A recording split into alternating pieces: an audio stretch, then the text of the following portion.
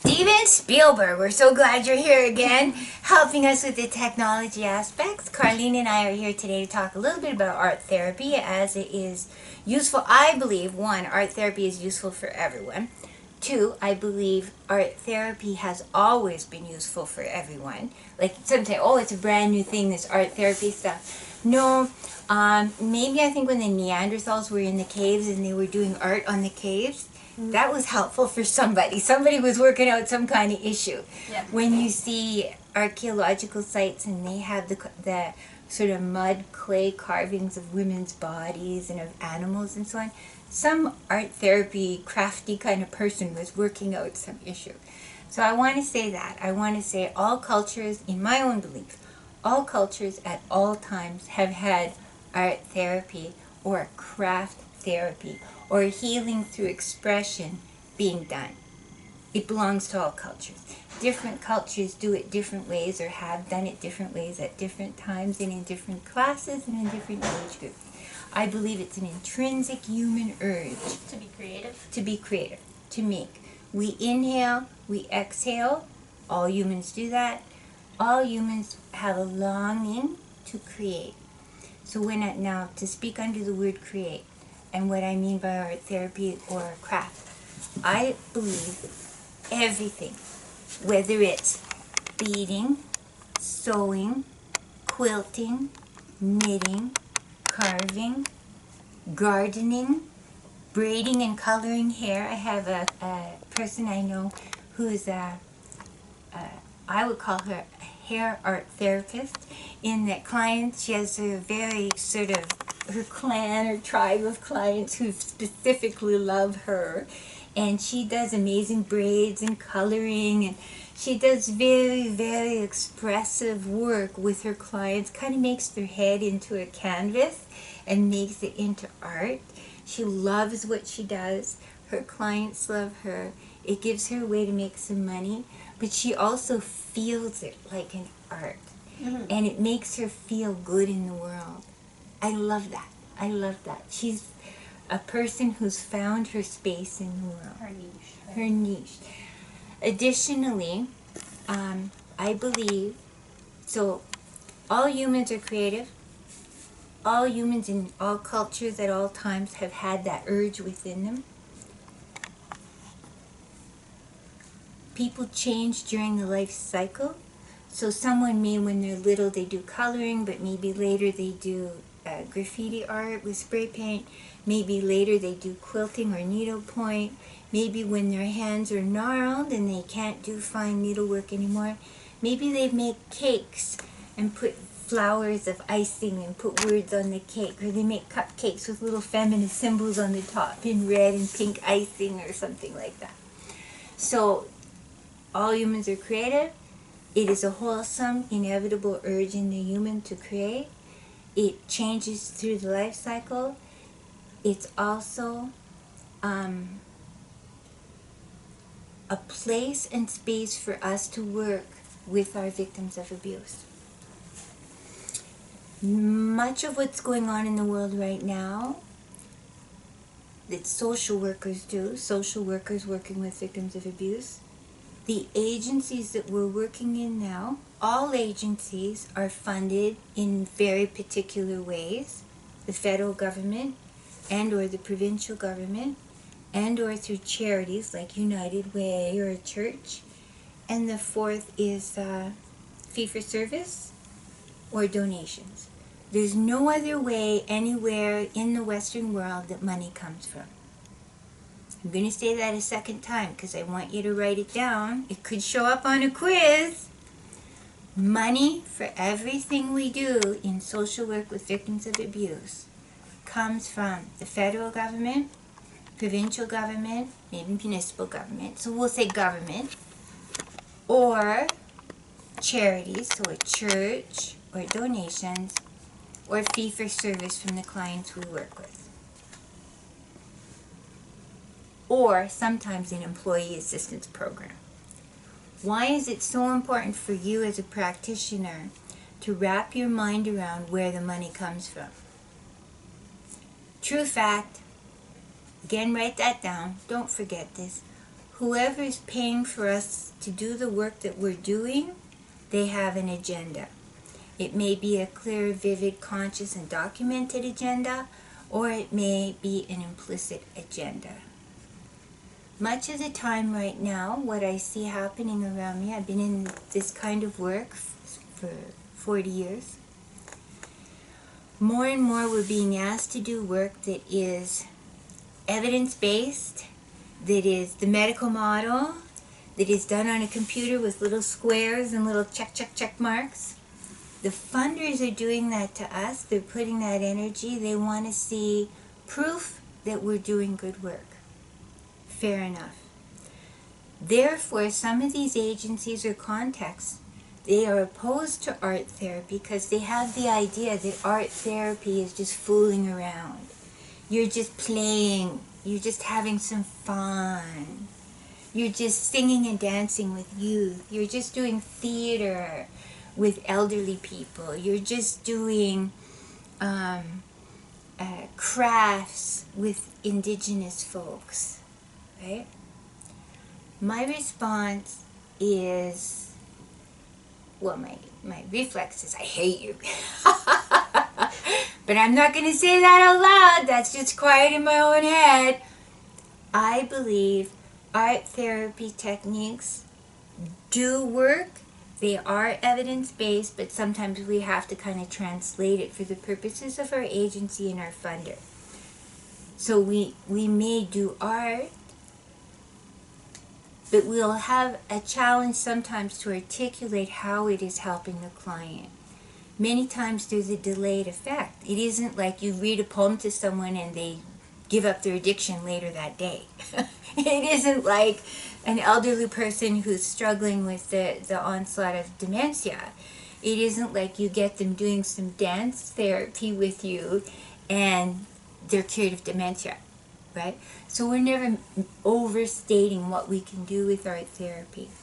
I'm going to tell you some of the things that I adore about art therapy. I graduated from the Vancouver Art Therapy Institute a few years ago. I'm also going to send you my final assignment so that you can see some of the specifics that I learned and did. But what I want you to get for now is that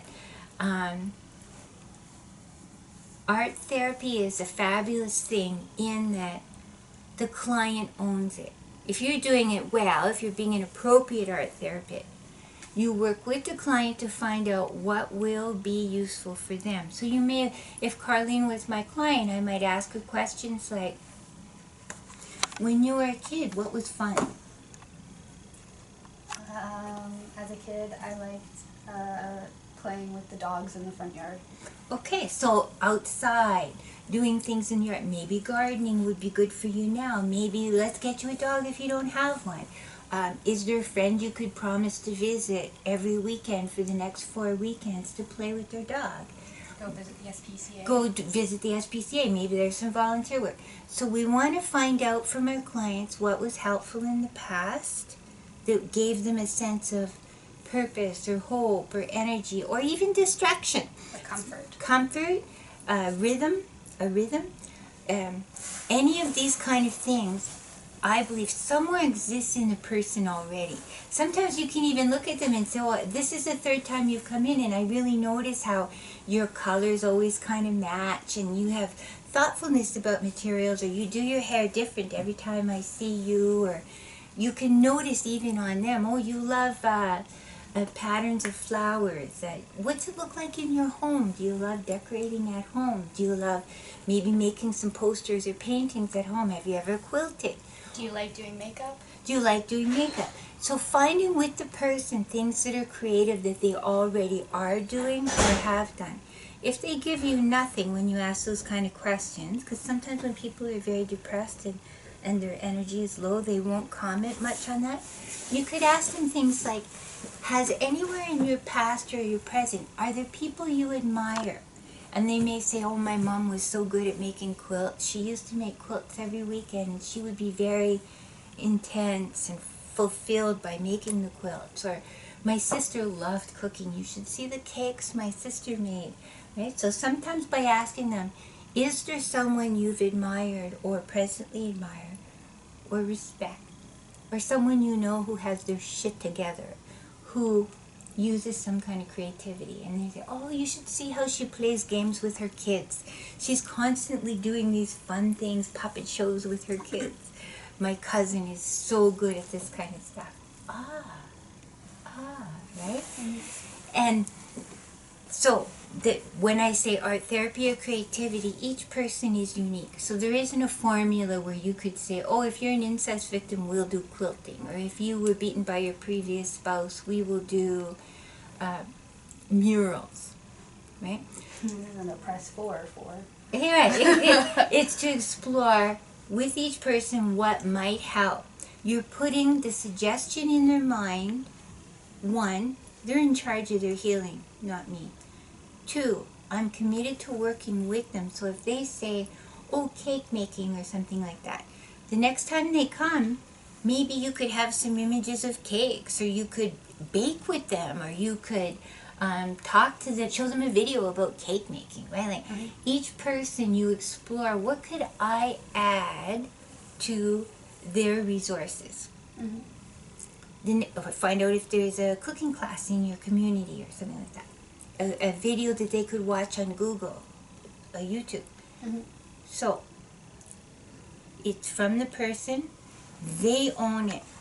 Again, in our world right now, where you have those places where the funding is coming from and it's very structured, many times agencies will say something like, oh, if you're going to meet with this rape victim, you're entitled or allowed or authorized to see her 12 times, one time a month, for 12 months, for 50 minutes. So realistic, we have to look at our agencies and our contexts and our situations. This person in front of me who might be filled with grief, rage, shame, loss, despair, fear, anxiety, struggling with addictions. I see her for 50 minutes and I may not get to see her again for a month. That's a long month for a person with all that going on. When I give her homework and I say, could you journal or scribble or doodle about your thoughts about cake making, or your memories about your really loving mom who made cakes like that, or your cousin you admire who do puppet things, or right? I'm giving her something to focus on that she owns.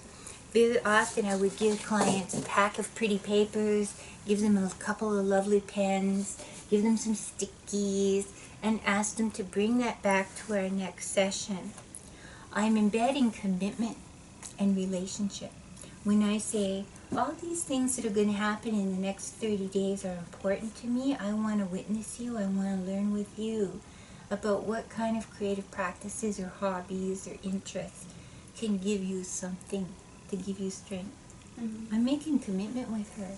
So now when she leaves and 3 days later she has nightmares, she can scribble and doodle on the papers I gave her about the nightmare. Come back and tell me about the nightmare, right? Write it down. So it's giving her a sense of empowerment, efficacy, and continuance and relationship. And it gives her something for those 29 days in between. Yeah. That's It might also give her a way to communicate that's not verbal. Exactly. She's trapping things in here that are worthy of our attention and attunement. Another thing we do with art therapy is sometimes the things that have happened to people are unspeakable. They're absolutely unspeakable. I don't believe we should ever force people to tell a story that is too painful or too raw, too distressing. And I'll tell you an example. I had a client who came to me and who told me a whole bunch of stuff about her dog. And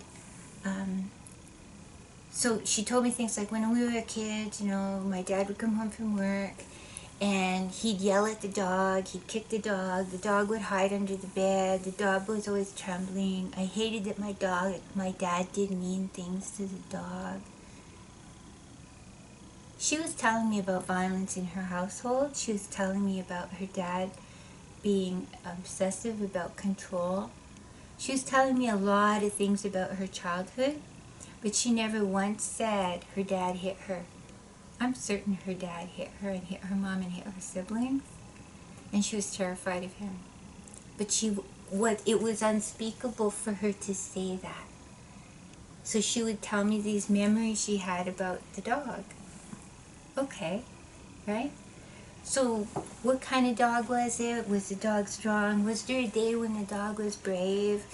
What was the best thing that ever happened to that dog? Right? You see? I think sometimes people can tell us stories. Oh my. I think people can tell us stories about their lives, the aspects of their lives, and as you've hinted at, they may need to do it indirectly. It can't be too much because it frightens them or overwhelms them. And it might be that it frightens them or overwhelms them at the beginning, and then later they talk more explicitly. But if we try to go in and say, okay, enough with this dog stuff. Were you abused as a child? Get to the point. They may not come back because you're taking control away from them. We've talked about the patterns when you're working with victims of abuse. Social work with victims of abuse patterns. There's always shame, a little bit or a lot. There's always a sense of grief and loss, a little or a lot. There's always somewhere in the abuse story somebody felt their power was taken away from them. Their very own body was invaded, whether that was invaded by someone, looking at them in creepy ways, or invaded in actually touching them and doing horrible things to them, or somebody beating them up, or invaded in terms we talked in the last one about poverty and hunger. Being hungry and homeless is an invasion. You feel your very own body is thrown out into the storms of the universe with no protection. We don't do that. When you're doing social work with victims of abuse, you want to always remind clients about their own integrity and their own boundaries and their own protections, and I will not invade that. If you want to tell me a story about a dog, I'm going to listen. I care. I'm with you. And I'm not going to pull that off of you. You may need that as kind of a shield or a protection. We'll go with that. We'll go with that. Sometimes people will make a piece of art where they are using metaphor. Sometimes poetry, they'll tell poems. Or rap music for young people, rap music. Go with that. Don't try and pull it off too soon. It might be like a Band-Aid. Maybe a year or 10 years from now, they'll be able to talk quite explicitly about what happened. But we have to remember, often the abuser has said, implicitly or explicitly, if you tell, I'll kill you. If you tell, no one will believe you. If you tell, people will believe you, but they'll say you're a whore and you brought it on yourself. It's your own fault, you stupid bitch. Right? That, or I'll tell them something else that's going to make you seem worse. Right. So the victim has had all those layers of silence, blockage, dissociation, disconnection, and those have been strategies that help them stay strong enough to continue. Mm-hmm. So we're not going to take that away. You don't take something away unless they offer it. Right? They may say, well, now that I've been working with you for 10 months and I feel trust with you and I told you about it, and I have my courage is built up, my empowerment is built up, I'm ready to say this other thing. Okay, please, I wish to witness you with that. Yeah. But we want to be gentle. The funders, going back to the funders where they often at the end of sessions, our funders want us, what did you focus on today? And they want, we did 15 minutes of family counseling, we did 15 minutes of legal advice, we did 10 minutes of self-esteem building. Personally, ethically, I'm quite comfortable lying to any of the funders and saying, sure, we did 15 minutes of family counseling, we did 15 minutes of legal advice. If that's what the funder needs so they can sleep at night and feel solid about their bank accounts or their year-end statement or whatever, I'm okay with that. Because I know with integrity and absolute certainty that I'm working in a good way with the client. I am trained. I'm not going beyond my own scope. I'm not going in any ways that the client doesn't want. And I have faith that at the end of 12 sessions, the client will have gotten as much worth or way more worth then, Following some sort of structured plan. some kind of structured formula, some kind of menu, some kind of template, or, some agencies even have actual, tick, tick, tick, tick, tick, tick, tick, 10 things. Checklist. First session, self-esteem. Second session, legal issues. Third session, medical issues, right? For me, my own ethics, my own training is repulsed by that. And I don't feel that it's appropriate. I feel that it's actually often reinscribing abuse on a client. The client might drop out after the second session. Some agencies will go, look how successful we are. 2 sessions and our clients never come back because their lives have been saved. They've been changed. Yippee-ki-yay, right?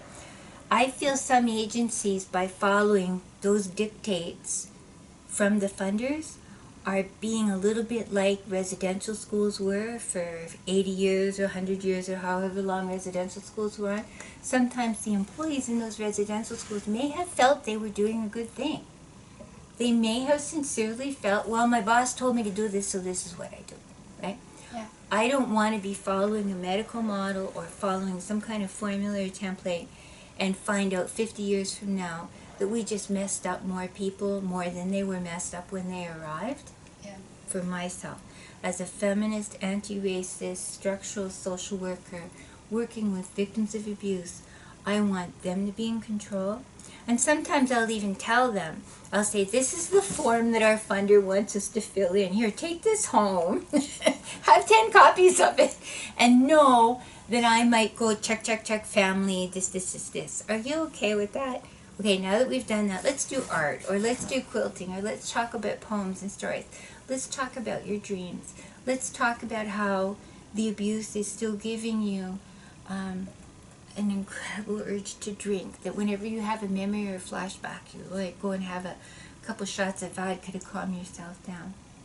Let's talk about how you're using Valium or you smoke 5 joints every night so that you can fall asleep without having nightmares, right? That's what they may really want to talk about. But if it isn't on the form, I'm not gonna mess them up. Each social worker in their own agency, in their own context, may have to figure out how can you push the boundaries of your agency, your job description, without getting yourself fired, and to just keep things moving along. And to accommodate both the client and the program. Right, you want to be honorable and professional, but sometimes with some clients, that's not going to work, and you know it. And it would be a disservice to follow that guideline. Right. And then going, as we keep coming back to making sure the micro level is this stuff, the meso level might be sitting and talking to my direct supervisor and saying, you know what, here's what I've been actually doing with clients, and here's my evidence that it's working. The clients keep coming back. My clients arrive 20 minutes early for their session. My clients stay 10 minutes late if I let them. My clients always bring back poems or notes, or they bring back a doll, or they bring back a story. Like they're actively engaged. They're actively engaged. I can see it in their body. I can tell you, look at this client. She saw me only 3 times, and look at this. She told me she hasn't had any nightmares for the last 2 weeks, all right? So you still have to accumulate your evidence to prove that you're having a positive impact. You still have to be accountable. You still have to be professional and make that case so the meso level may be taking it up to the direct supervisor you have or above them. It may involve keeping a year of statistics or something so that you can then send that to the funder and say, well, we've been trying this new experimental thing, and we just wanted to show you the evidence for that. It may be a different kind of evidence. So, for example, taking pictures of their art with the permission of the clients and still protecting their confidentiality, those kinds of things. So, I wanted to put that in the room, that our funder, our agency, who our direct supervisors are, there's sort of wiggle spaces sometimes around that. Sometimes there isn't, personally, I wouldn't work at an agency where there was no wiggle space and there was a formula. I might work there for 6 months if I needed to save up enough to pay off my student loan or my Visa card and just collect notes so that I could do better at the next place that I go to while I'm putting out my resume or something. It's through the whole life cycle, right?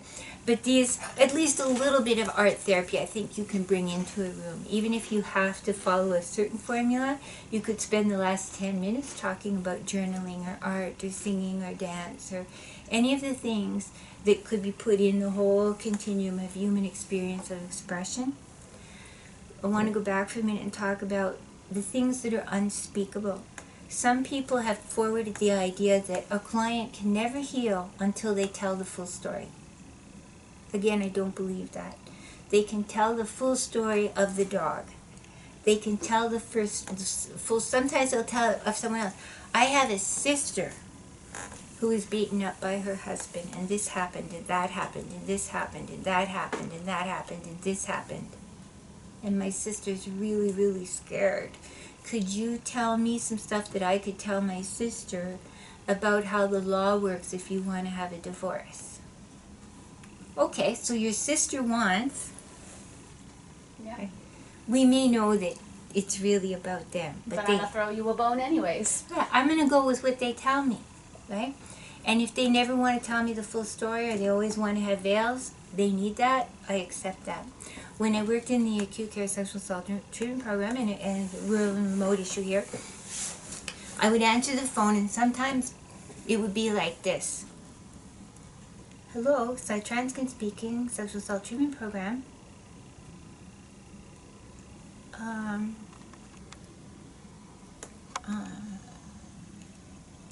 You know, if you didn't want to tell me your name or any identifying features, I don't have a choice on the phone, and I don't need to know anything. I call them my Diane files. If somebody says their name is Diane and they tell me their struggles, I'm okay with Diane being the name they offer me. I don't need to see any ID.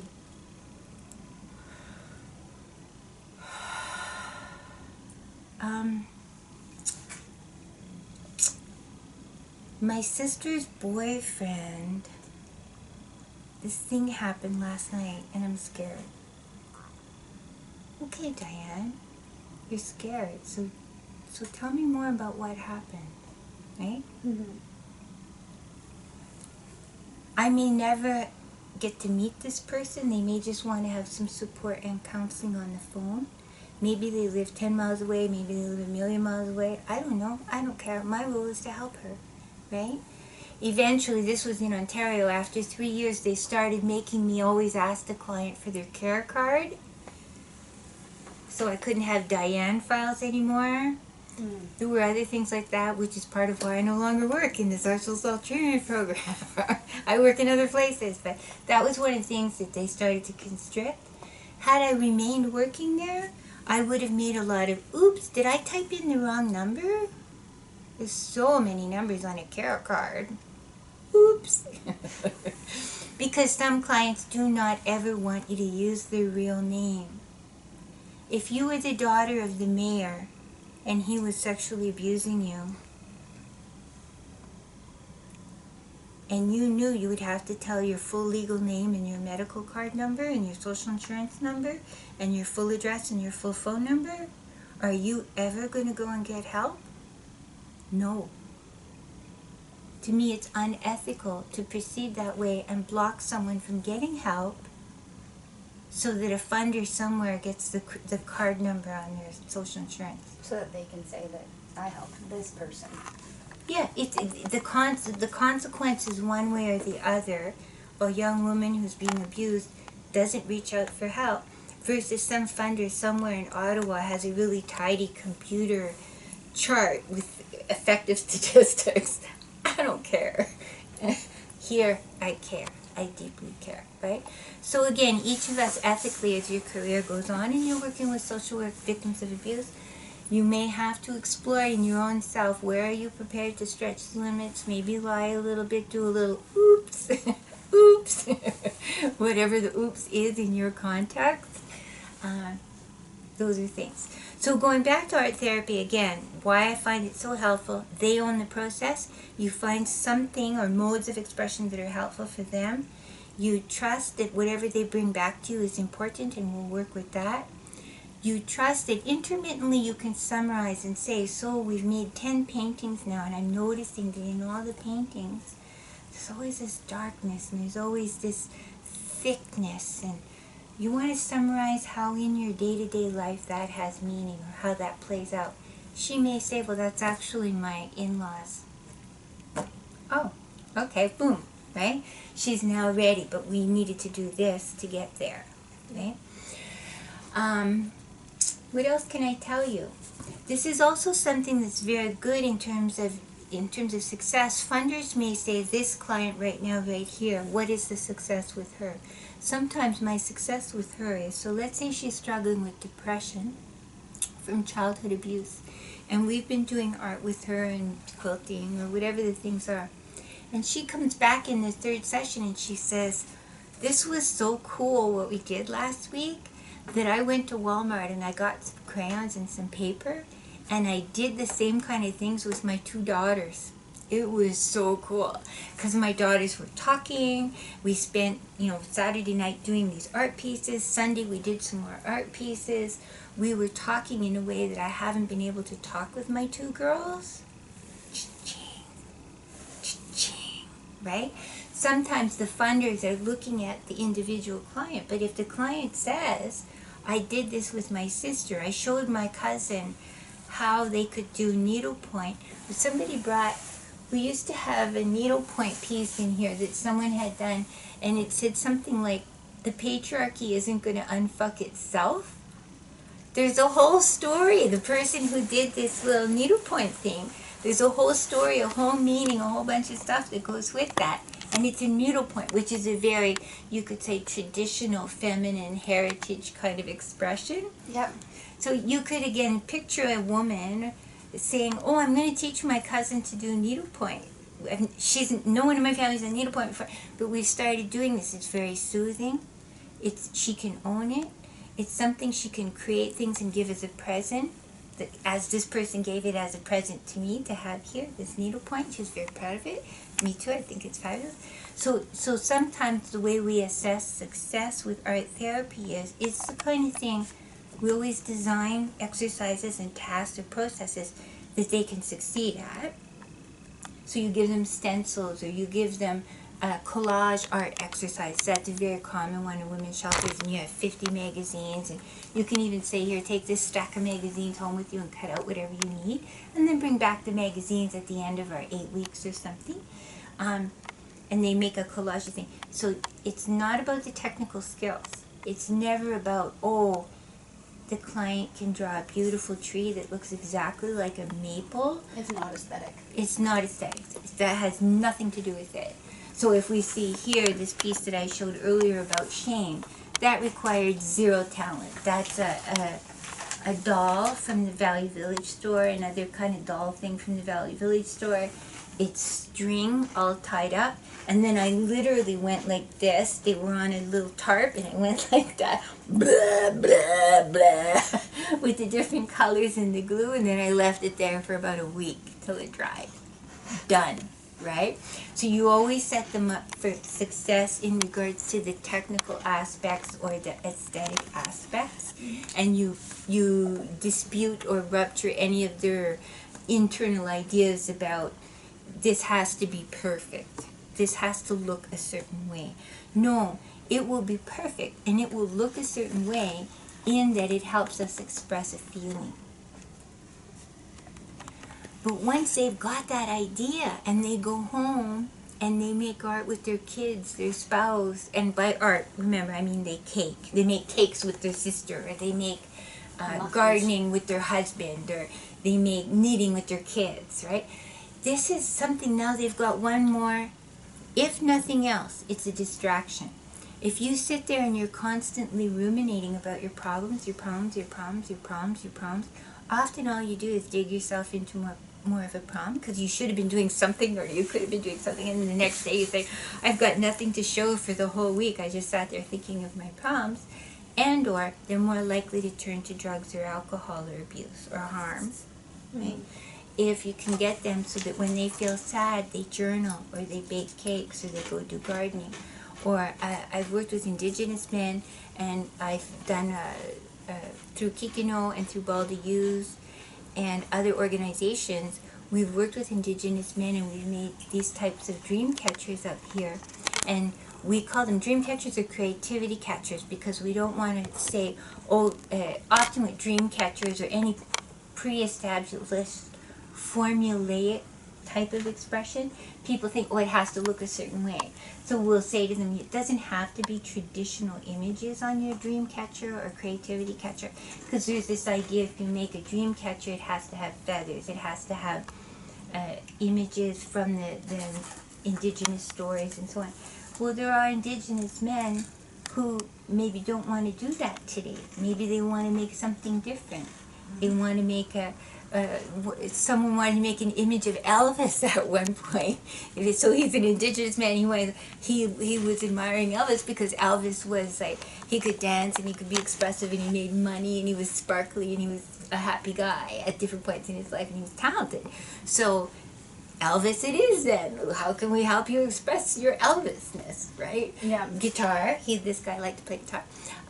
So again, you can't even guess sometimes. Another time, here's another time, a man, we were making these wooden boxes, and this was at Baldy Youth, so these are men who struggle with drug and alcohol issues, and we brought these crates, kind of, like crates like this, they're raw wood, and we said, we're going to work on expressing something with the box. You could just paint it blue and make it a blue box. Or you could put something on the inside, you could put a lid on it, you could put wheels on it. There's different ways you could paint the sides. And so the guys were all making these boxes, and one guy wanted the inside to have glow-in-the-dark paint. So next time we came, we brought glow-in-the-dark paint, and he put Christmas lights in it, and he had this whole, I don't know, like Las Vegas thing going on, and there was a story with it, and part of it was, I think, that he was, if I remember correctly, that his life with drugs and alcohol was all this sort of fake Las Vegas, sparkle, shiny, glow-in-the-dark stuff, but being sober is real. It's real colors. So that was part of the story that was emerging for him. But here's the part that I thought was also very interesting. We brought all these kind of, let's say, masculine things to work with the men for these sessions we were going to have.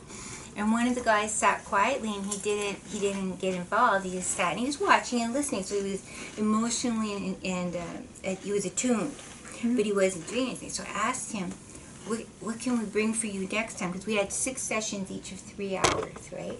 So at the end of each session, we always ask, what could we bring next time that might help you to further some expression? And we make a list and then we try to find the things. So this guy said he was going back to, let's say, Toronto, so this is in northern BC, and he was going back to Toronto. That's where his wife and children were. He'd been in this treatment program and he was going back to his family. And he said, if I make this box, I can't bring it with me. Because he had no money for postage and so on. So he said, could you bring me material to make bracelets? Beading and wrap and jute and like fake leather that you make. Could you bring me that? Because I want to make a gift for my son and my daughter. I was like, yes. So we did, the next time we came, we brought that, and we brought little silver things that said hope and charms. Yeah, little charms of little birds and so on. So we brought them, and that's what he made. We made this a bracelet for his son, a bracelet for his daughter, and he was creating, he was expressing, he was telling the story of how much he missed his daughter and his son, and he was making them a gift. He was being available to talk about what drinking had meant to him and so on.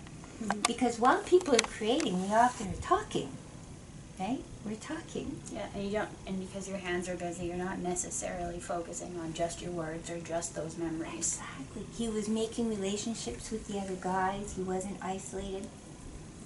And he had a product, let's say, that he was going to give to his kids. So why do I bring that story up right now is that when you're doing social work with victims of abuse, you can't always even guess what any particular person will like or why they'll like it or how it'll be useful to them. We had thought, oh, guys, they'll like wood, they'll like, painting and big, We wouldn't have said bracelet making because that tends to be kind of imagined as a gendered thing that girls or women will make bracelets. But he wanted to make kind of hope bracelets, let's say, for him to give to each of his kids. How cool, how awesome. So making the space with each client or each group of clients, always, whether it's an individual or a group or a family or a great big workshop with 60 people. I've done art therapy groups with 60 people. Offering alternatives, offering various resources and opportunities, whether just canvases or wood backgrounds or creativity catchers or bracelets or knitting or quilting or journaling. Excuse me. I always try to bring 3 things with me if I'm doing a workshop or a family thing or a community thing. And with individuals, anybody who can walk around this room, you can see there are opportunities and available resources. There's more than one thing here to do. Yep. There's lots of ways to express. So showing them what's available and then kind of nurturing them through the tasks. And at the end of each session saying, what's next?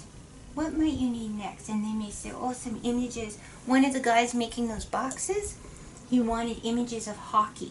So again, I found a book at Value Village that was all hockey, famous hockey players, and he collaged the inside with hockey stuff, like hockey stick and famous hockey guy. And it was something about masculinity that he wanted to leave behind, but masculinity he wanted to take forward in his life.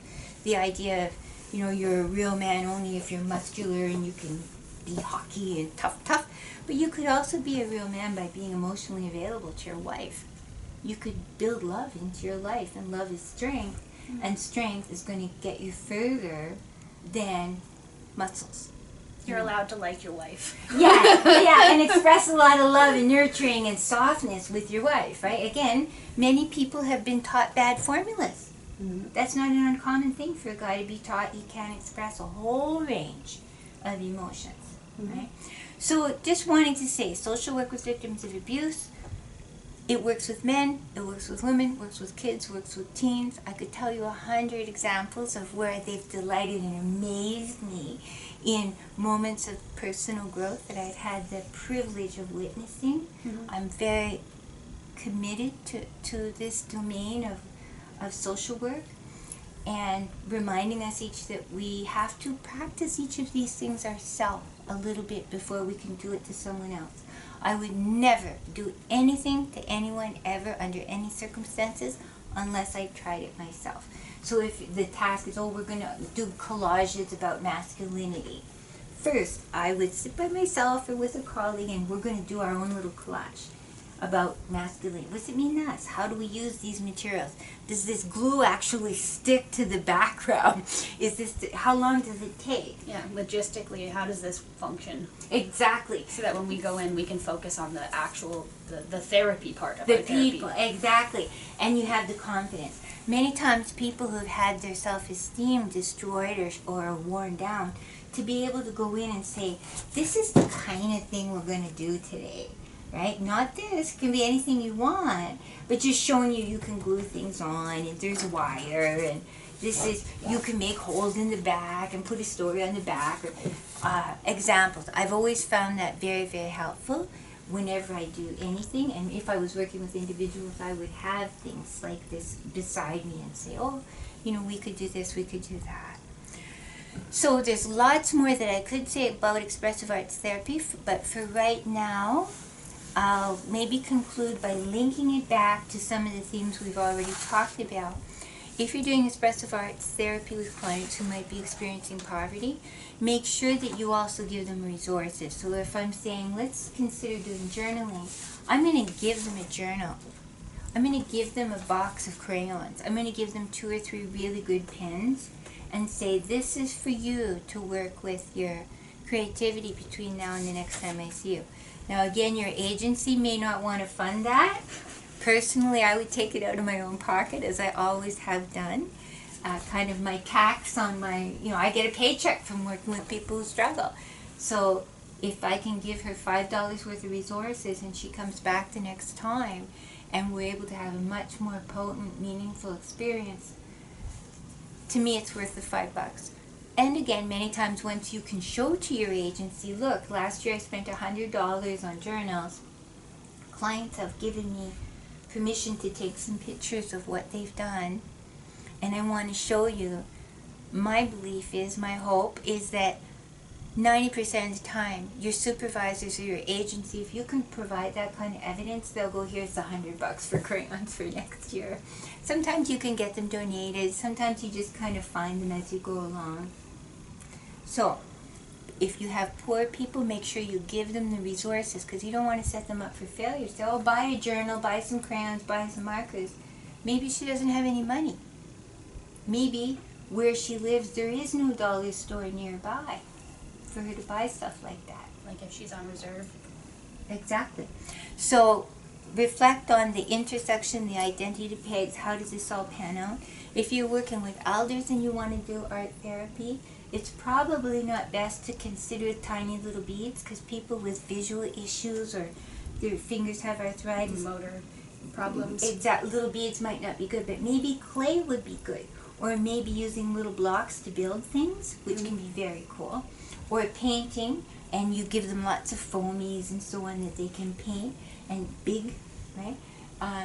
Or you say to them, you do the big stuff, and next time you come, we'll do some little stuff. I'll do the little stuff for you. I'll be your facilitator, right?